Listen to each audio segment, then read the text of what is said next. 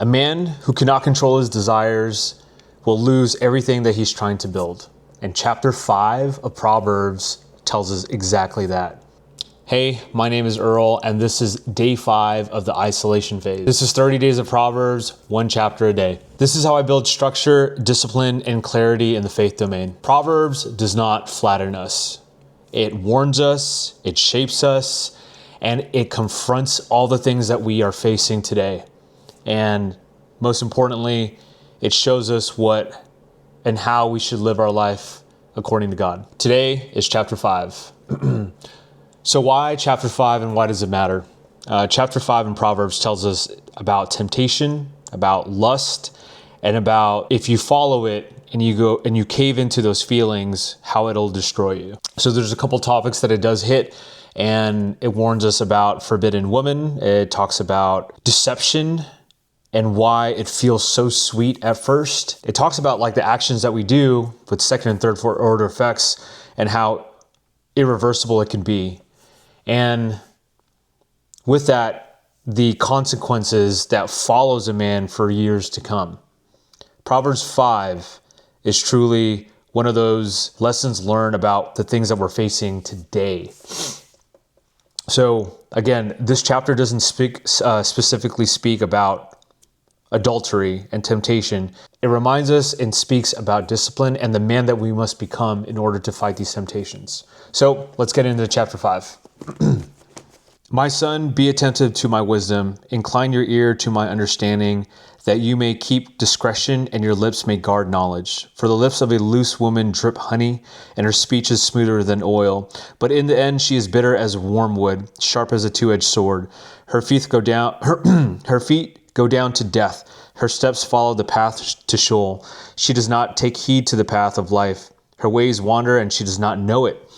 And now, O sons, listen to me, and do not depart from the words of my mouth. Keep your way far from her, and do not go near the door of her house. Lest you give your honor to others and your years to the merciless, lest strangers take their fill of your strength, and your labors go to the house of an alien.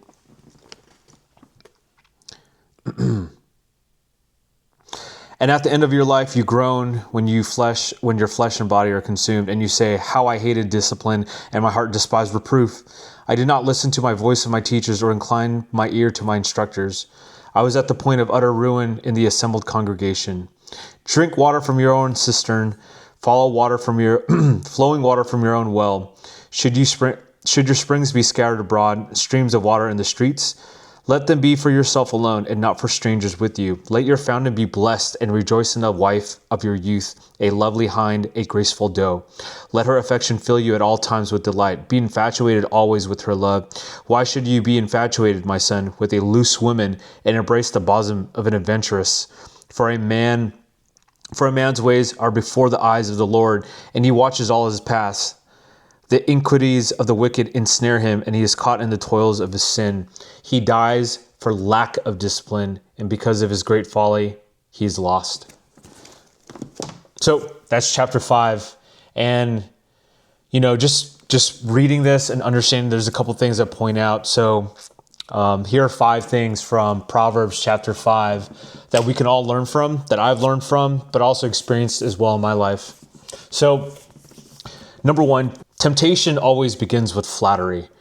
And it's like they mentioned here, for the lips of a loose woman drip honey, and her speech is smoother than oil. Oh, like when we're talking about women here, and we're not just talking about the temptations of every woman. We're talking about the temptations of that type of woman. And especially with social media today and how other people project themselves online, it is so sweet to know that you can get access to women and with the dating apps and with social media so easily, and you get to see that overall presentation of who they are, and that's what they want you to get attracted to. So it's dangerous, and it never presents itself as dangerous, but it is. And that's why it's like in this chapter, they use the analogy, it's sweet as honey, that lips that drip honey. Like as a man, you have to learn to see beyond that surface. And again, if you've been on social media for a while or see the dating apps, or been on the dating apps, you'll understand that as you go through each one, it almost seems very systematic, very repetitive patterns of the same type of woman, especially if you're dating them, especially if you're just trying to get to know them.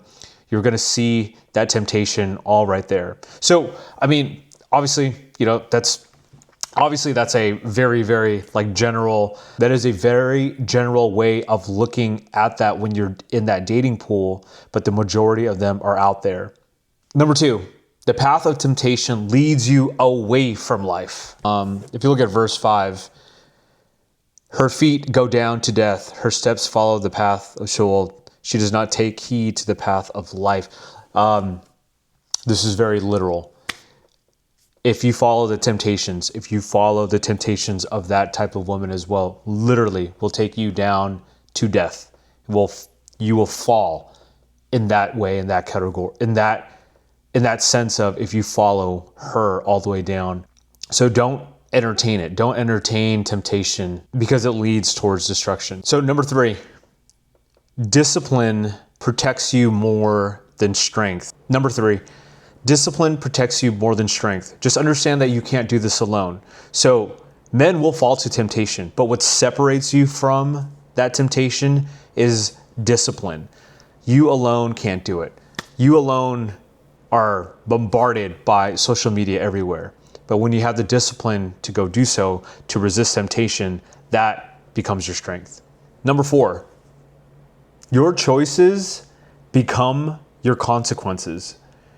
Understand that when you follow temptation, even for a slight moment, and this is from a personal experience too, when you follow that temptation for even a sliver of that moment, that weakness that you get, your reputation, your leadership, anything that you have built over the years can be taken away instantly. So just understand that there's a huge cost when you fall into temptation, because you could fall fast. And number 5, stay close to your own words. So verse 15 right here is actually pretty good. It says, drink water from your own cistern. Flowing water from your own well. Just understand that you have to follow your own set of rules, your own set of guidelines, and your own set of ways of how to handle temptation. Because God does not reward people who keep flowing from other people's ways. If you fall into temptation, you're falling into the other way, but you know that in order for you to stay disciplined, you have to follow your own set of rules, your own set of man rules. So just understand when you go through this and you feel that temptation, go back to your own rules. What does it say when you meet a woman that is, 10 out of 10, but she treats other people with disrespect? Have the backbone, get your rules set out, and make sure that you can stick up to your own set of rules. That is what it's saying here on verse 15 when it says, drink your own water from your own cistern, flowing water from your own well. This is your rules, your regulations that you must drink. So read chapter 5 today. If you want to follow me, read chapter 5 on your own and see what temptation really is when you get a chance to read it. But again, protect your mind, protect your heart, and this will protect your future. That's chapter 5 today, and I'll see you tomorrow for chapter 6.